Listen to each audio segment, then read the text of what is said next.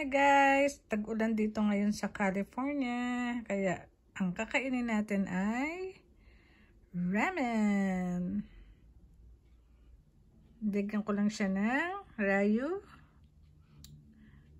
Yung rayu, maanghang yan. Ayan yung red na yan.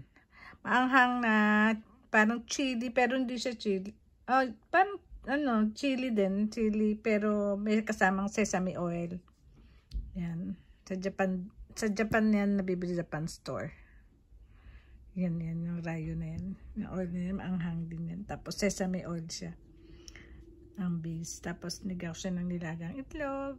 Tapos nilagyan ko siya ng nori. Tapos yun, binoiled ko lang yung, nagboil ako ng water. Tapos nilagay ko yung noodles. Tapos after that, pinatay ko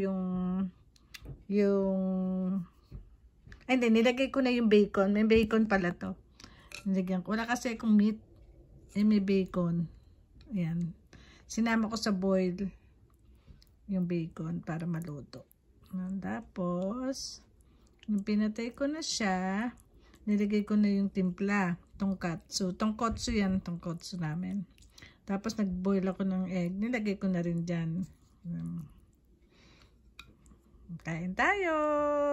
Tikman. Ay, ganito pala yan. Asan na pa yun?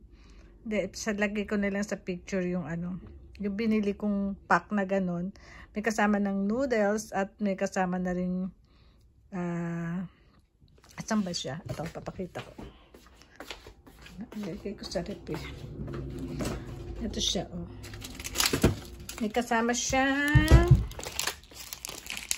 Yan. Ayan, ginaya ko lang yan kasi may meat, may egg, kaya nagboil ako ng egg. Ang wala ako gulay. Ito sana yung bean sprout. Wala akong vegetable eh. Yan, ganun siya. Miso, tonkotsu, artificial pork flavor. Yan, tonkotsu. Animal free. Ready in 2 minutes. Pinakuluan ko siya. Tapos ang laman niyan, ganito.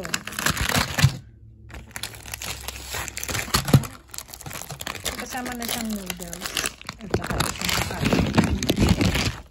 Yan ang laman niya. Dalawang ganito. At pag nag-boiling yung water, ilalagay mo na yan for 2.5 minutes. At tapos ito, pag naluto na, patayin mo, ilagay mo naman yung sauce kasama na. Tapos ikaw na bahala maglagay kung anong gusto mong ilagay. Meron ako kasing nori na ganito. Bumibili ko. Ganda kasi ito sa buhok. Ayan, mga ano tawag doon? Mga wakame, nori, maganda sa buhok yan. Seaweeds yan eh. Yan, lagay ko yan. Yan siya. Yan. Tapos nag-board ako ng egg. Yan. Kain na tayo. Esto, para na ako nasa restaurant. Bye!